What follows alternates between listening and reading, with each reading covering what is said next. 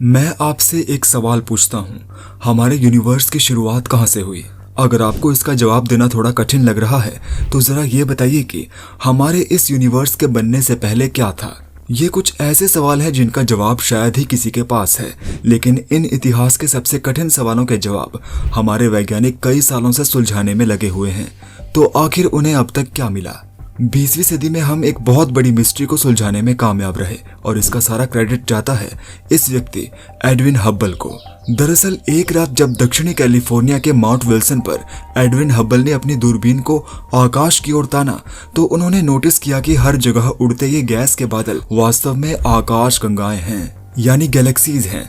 उस समय उन्होंने कुछ और भी सीखा जिसने दुनिया को हमेशा के लिए बदल दिया। उन्होंने पाया कि आकाश गंगा एक दूसरे से दूर जा रही है। इसका मतलब है हमारा यूनिवर्स एक्सपैंड कर रहा है और अगर ये ऐसे ही फैलता जा रहा है तो शायद कहीं ना कहीं इसकी शुरुआत हुई होगी। लेकिन ये जानने के लिए कि आखिर इसकी शुरुआत कहाँ से हुई, हमें बस समय को पीछे की ओर चलाना है और देखना है कि आखिर इसकी शुरुआत कहाँ से और कैसे हुई। लेकिन इसमें वैज्ञानिकों को कई साल लग गए। The big bang. कई सालों की रिसर्च के बाद वैज्ञानिकों ने एक फुली फ्लेज्ड थ्योरी बनाई जिसे उन्होंने नाम दिया द बिग बैंग थ्योरी। इस थ्योरी के अनुसार ब्रह्मांड के बनने से पहले कहीं भी कुछ नहीं था, यानी इससे पहले कुछ भी एग्जिस्ट नहीं करता था। लेकिन वास्तव में ये सच नहीं है। दरअसल ब्रह्मांड के बनने से पहले सिर्फ एक चीज एग्जिस्ट करती थी जिसे हम कहते हैं कॉस्मिक सिंगुलैरिटी। ये हमारे ब्रह्मांड की एक ऐसी स्टेट है जहां पर वो बेहद ही छोटा, घना और गर्म हुआ करता था। कल्पना कीजिए कि अगर हमारे ब्रह्मांड को एक छोटी सी गेंद में कंप्रेस किया जाए जिसके अंदर प्रेशर और टेम्परेचर बहुत अधिक हो तो एक समय पर उनका सामना करना असंभव हो जाएगा, जिसके कारण एक विस्फोट होगा। और यही हुआ हमारे यूनिवर्स में। इस एक्सप्लोजन से शुरुआत में हुई बिग बैंग की ऊर्जा और पदार्थ के इस विस्फोट में वह सब कुछ बना जो आज हम देखते हैं, टाइम एंड स्पेस। इस एक्सप्लोजन से छोटे पार्टिकल्स निकले जिसको क्वार्क्स कहते हैं। समय के साथ साथ ये पार्टिकल्स ठंडे हो गए जिसके कारण ग्रेविटी ने इन्हें आपस में जोड़ना शुरू कर दिया, जिसके बाद अस्तित्व में आया ब्रह्मांड का पहला ऑब्जेक्ट यानी एक तारा। और इस सब की सुस्त शुरुआत हुई आज से तकरीबन 14 बिलियन साल पहले। ग्रुथ्स डिस्कवरी। ऑलराइट, अब हम सब जानते हैं कि आखिर हमारे यूनिवर्स की शुरुआत कैसे हुई और उस शुरुआत से पहले क्या था। एलन हार्वे, जो कि एक अमेरिकन थ्योरेटिकल फिजिसिस्ट और कॉस्मोलॉजिस्ट हैं, उन्होंने अपना पूरा जीवन इस थ्योरी को सुलझाने में लगा दिया। बिग बैंग थ्योरी को पढ़ने के बाद गुथ को इसमें कुछ कमी नजर आई। For example the distribution of matter, जो कि बहुत सामान्य था, जो कि नहीं होना चाहिए था। इसे एक एग्जाम्पल के थ्रू समझते हैं। चलिए छत पर पेंट से भरा एक गुब्बारा लटकाते हैं और फर्श पर एक सफेद कैनवास बिछाते हैं। अब दोस्तों, अगर हम गुब्बारे को नीचे गिराएंगे तो ये फट जाएगा, जिससे होगा ये कि गुब्बारे में भरा हुआ रंग कैनवास पर पूरी तरह से बिखर जाएगा। लेकिन कैनवास पर पड़े हुए दाग दूसरे किसी दाग से सामान्य नहीं होंगे। लेकिन हमारा यूनिवर्स ऐसा बिल्कुल भी नहीं है, क्योंकि बिग बैंग से फैला हुआ मैटर हर जगह सामान्य रूप से मौजूद है। अब कलर बॉल को सीलिंग से फेंकने के बजाय आइए हम एक लाल डॉट ड्रॉ करते हैं। इस डॉट को धीरे धीरे और भी ज्यादा बड़ा करते जाएंगे। बड़ा होने के साथ हम इसकी हर एक फ्रेम को शूट भी कर रहे हैं, जिससे हमें एक गोलाकार सर्कल देखने को मिलता है जो धीरे धीरे बड़ा हो रहा है सभी दिशाओं की ओर। दोस्तों, हमारा ब्रह्मांड भी कुछ इसी प्रकार हर तरफ से सामान्य रूप से एक्सपैंड कर रहा है। गुथ के द्वारा की गई इस डिस्कवरी को उन्होंने थ्योरी ऑफ इन्फ्लेशन नाम दिया, जो कि ये बताती है कि बिग बैंग से पहले किसी प्रकार का एक फोर्स मौजूद था जिसने बिग बैंग को एक बहुत ही स्ट्रॉन्ग एक्सेलरेशन दिया, कुछ ऐसा जिसने हर चीज को इंस्टेंटली और इवनली स्पेस में डिस्ट्रीब्यूट कर दिया। गुथ की ये थ्योरी सफलता साबित हुई और आज कई वैज्ञानिक इस पर भरोसा करते हैं। ब्रह्मांड के जन्म का ये आइडिया बहुतों के लिए काफी है, लेकिन सभी के लिए नहीं। मार्शन बोजोवाल्ड, एक जर्मन फिजिसिस्ट, इनका मानना है कि ब्रह्मांड का जन्म काफी अलग तरीके से हुआ था। आपको याद है जब हमने कॉस्मिक सिंगुलैरिटी के बारे में बात की थी, जिसमें ब्रह्मांड एक छोटे असीम रूप से घना और सुपर गर्म था।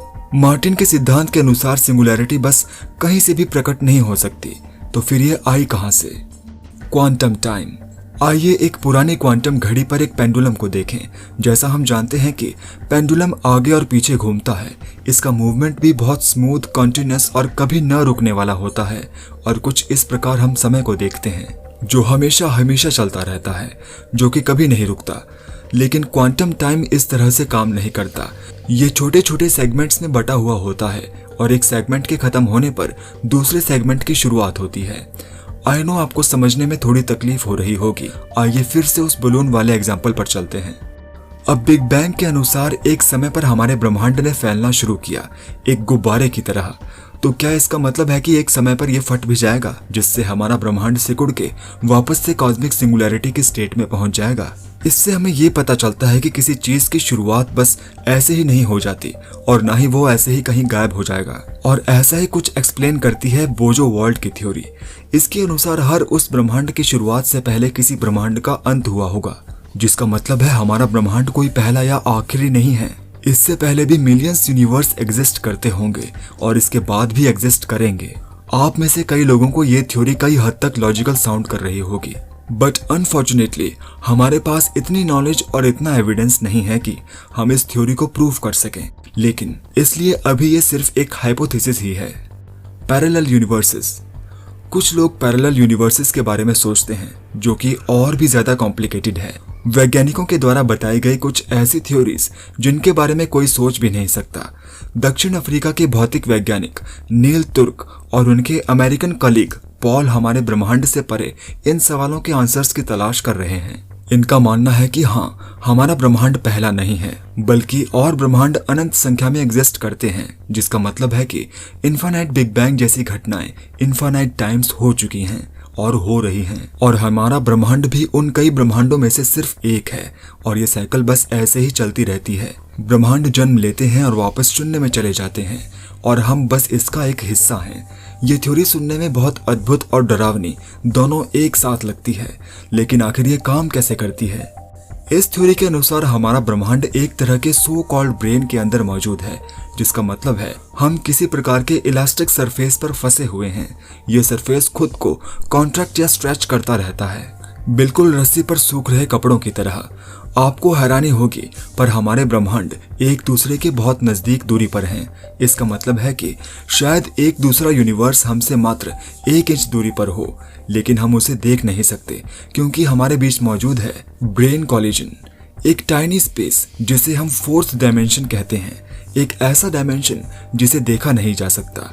वैज्ञानिकों के अनुसार ये हाइपोथेटिकल ब्रेन्स लगातार एक दूसरे के करीब आते जाएंगे और एक दिन ऐसा आएगा जब ये आपस में टकरा जाएंगे। इनके टकराव से शुरुआत होगी 2 बिग बैंग्स की, 2 पैरेलल यूनिवर्स की।